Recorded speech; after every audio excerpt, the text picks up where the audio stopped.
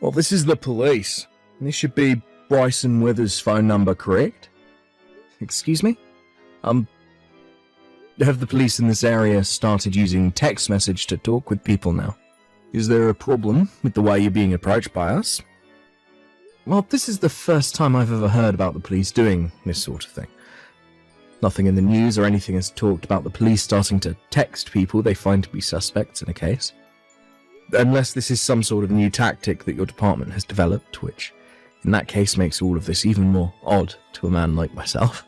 I'm sure someone like you would have never heard anything about this. But recently, the police force here has started to update all their methods for reaching out to suspects. One such way is through text. It's a more hands-off approach, allows for there to be less of a chance that an officer or the suspect gets harmed. Being that we are the police, it's not difficult for us to get people's phone numbers. That's very interesting. I'll have to look into all of that at a later date then. So now, why would the police be reaching out to me right now, over text? Well, Bryson, I'll give you the reason for why I'm talking with you now.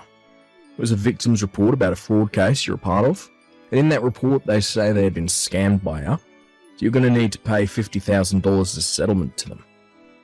And that's why I've gotten in touch with you. Excuse me? So what you're saying is that I'm being blamed for committing a crime, a scam, on someone, and will now need to pay a settlement for it? As far as we're aware, there will be no court hearing for this case, as you've already been proven to be the scammer. And what you've done had been made clear to us in the victim's report. I'm sorry, but I've never scammed anyone, or committed any sort of fraud. So then this could mean you were acting on another's behalf, not knowing you were committing a crime. Perhaps when you committed the scam you were under the influence, don't recall your actions. That can't be. I've never consumed enough alcohol before to make me blackout drunk. It is known that when people become that inebriated, they'll usually not remember any of the moments leading up to it. But I'm sorry, but that is not going to be enough to make you innocent in this case. But when it comes to things like committing fraudulent activity, the suspect must have been aware of what they were doing when committing the crime, or else it cannot be considered a purposeful crime, right? So what you're saying is the scam was an accident? Let me ask you something. There are many types of scams and frauds in this world. So, could you please explain to me in a little bit more detail what kind of scam the victim is saying I committed? Do you know what a badger game is, by any chance? Well, sort of. Isn't that a scam which targets men primarily? Where a man and a woman will target a man by having the woman approach him and start to perform sexual acts with him. And just before things become too physical, the man will take a picture of the two or video and use that as blackmail while threatening the victim to pay up or else he'll take legal action. And that's what a badger game is, right? You seem to have the description of that form of scam spot on. Thanks? That makes this all the more troubling to me. I'm not sure why it does. I don't ever remember committing a crime like that, and had I, things would be a whole lot more serious in my case. But from what I've read in this victim's report, you are the man that committed the crime, and you will have to pay for it. I think it's best that you just come forward about things and pay the victim their $50,000 that they've asked for, before we have to escalate things any further. If you are able to pay that settlement off right now, then there will be no criminal record made in your case, and you can go right back to the life you'd been living before. So really, $50,000 is pretty cheap for something like a clean record, right? Could you give me some time to think about this? Even if I wanted to pay that settlement right now, $50,000 is a large amount, and I would need some time to actually get all that money together. Understood. But I cannot allow you much time to think about this, as you are being convicted of this crime. And also, you will not be able to get away from us, as we will have eyes watching you at all times. Please do not forget that simple fact. Oh, is that so? Understood. Bryson, sorry it's been so long since I've last talked with you. And I'm sorry for showing up out of the blue again. But I have something very important to talk with you about. Are you able to chat for a few seconds? I have to make this quick anyway, so please allow me a little bit of your time. Long time no see, Chloe. What's happened to you? I know that this is going to be right out of left field for you, so I'm very sorry. What? What's going on right now? I was threatened by him. What? Threatened by who? Actually, this all started to happen because of what I did. I went and cheated, stabbing my husband in the back, and that's what led to this. What? I understand that what I did was very wrong, but I didn't know what to do about it, and I still don't know. And now I've gotten myself all caught up in something far worse than the problems I originally had, and it's scary for me, so much that I can't move. I need a professional like you to help me. Chloe, could you please calm down for me first? Please take 3 deep breaths for me, please, and let your heart slow down. Okay. I'm beginning to calm down a little. Are you able to speak to me more calmly now? I should be able to. I want to talk about everything so that I can feel a little bit better. Alright then. Now this could all be wrong on my part, but did you make me the target of some kind of scam? What? How do you know? Well, just a little bit ago I got some text from a man claiming he was part of the police. Already? No, I knew something was up with the whole situation, so I played it out like I was going to believe him, then ended the conversation for a bit. I'm sorry. I didn't think he would already be starting to cause you problems. So you knew this was going to happen? Yes. Actually, originally, the real target was going to be my husband, your little brother. My little brother? He started to tell me about how crazy it was that someone like my husband could get money from the both of us just because we had an affair. But I just couldn't bear the thought of getting my husband caught up in a scam like that. And I knew that me cheating would be heard about by everyone eventually, so I went and changed my husband's contact info with yours in my phone and told him. His name's Chase, by the way, and he was the man I'd been sleeping with. But I'm sure he didn't say anything more to you besides that he was the police. I see. So that's what led to all of this. Can you tell me, have you ever participated in any other scams with that Chase guy before? Or is this your first time? This is my first time, because he forced me to help him commit it. He threatened me to. Have you talked with my little brother about what's all happened yet?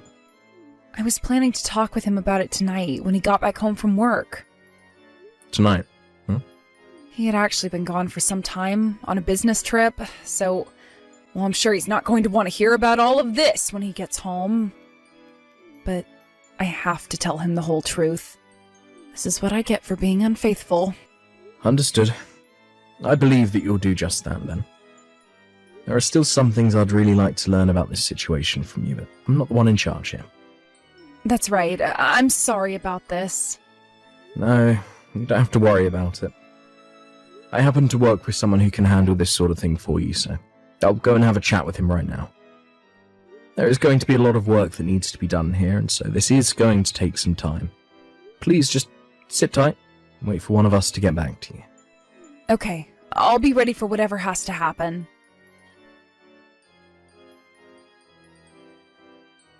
Rawson, may we continue our conversation now? If you do not hurry up and get that money transferred over to the victim soon, we're going to have to come and arrest you. Do you understand, Rawson? By not replying to me right now, you're making things really difficult for your future self. The law will not go easy on you for not abiding. Anyway, like I said to you earlier, we have eyes on you, so there's no way for you to get away. Please just come forward, pay off this settlement.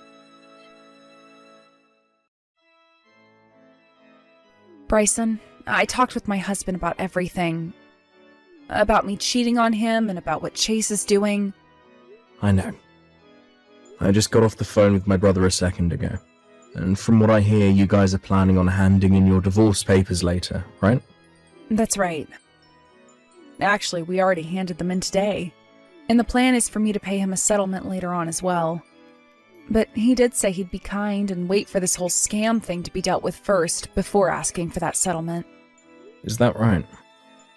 I really messed up big time here. How could I have stabbed someone as kind as your little brother in the back like that? Well, from what he told me, he understands that him being away from work made you feel lonely and tempted you to seek another man. But cheating is never okay. No, it is not. And due to my unfaithfulness, I got a criminal involved who's now asking you to pay up. I can't do this anymore. I regret everything so much. Chloe, you'll never be able to erase the problems you've caused. You can still find a way to make your future better than your past, effectively causing most people to forget about it. That all depends on what you do. Okay, then that means I need to toughen up and become a better woman, and that's what I'll do.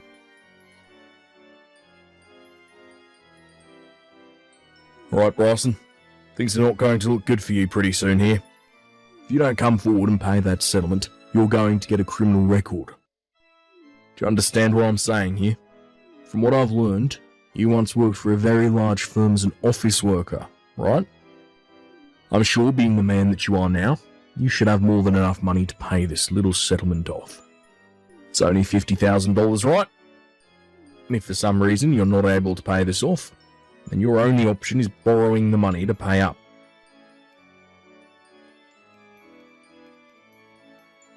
Bryson, we can no longer wait for you. If you do not have that money transferred over to us by the end of the day, we are going to have to come and arrest you. You will be given a criminal record. Do you understand? It's only $50,000, and yet you're willing to refrain from paying that and having your whole life ruined because of it. How about you say something to me? Hello, Mr. Police Officer. Oh, I'm sorry, I should have said Chase, right? So you're finally replying to me now, huh? Well, it was getting pretty dangerous right there, Bryson. Had I not told my men to stop their advance towards your place just then, you would have been raided, placed under arrest. You should be thankful for that. Now, I'm going to send you the bank account in which you can transfer that $50,000 into.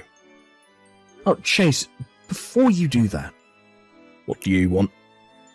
Well, I'm just a bit concerned with how you've handled your scam here, because, well, from what I can tell, it's so flawed that you have to be an amateur. Huh?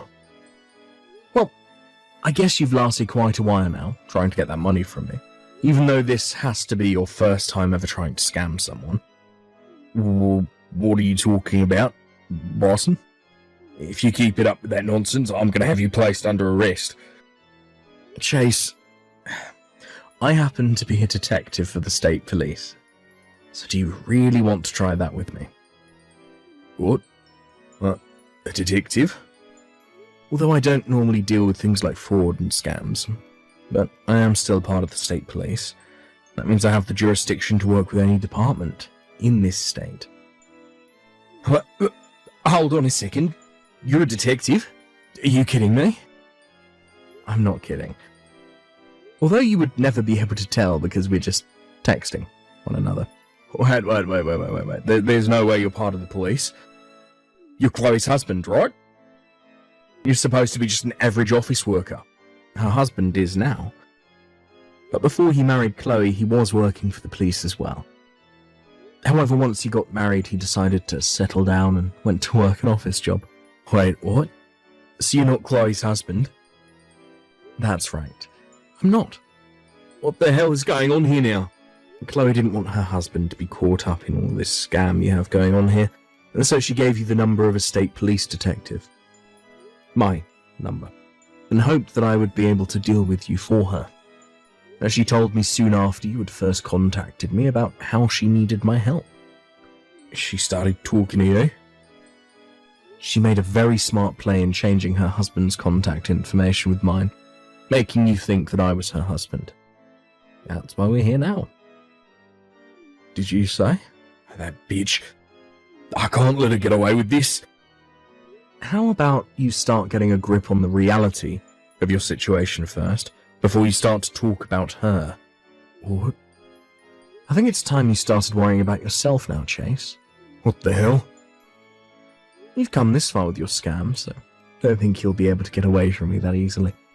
What the hell will you be about to do to me? I made sure to tell my troopers to get after you before you caught on to your current situation. What? But hold on a sec. This is the end for you, Chase. Your new life of crime was very short-lived. God damn it!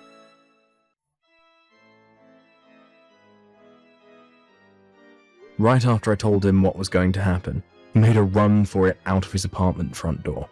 But we were one step ahead of him, and both the state police and city police had his place surrounded. He was able to make it past 2 of the officers and got on his bike to make a getaway. However, the officers also brought a K9 unit with them, and that dog made a mess of Chase.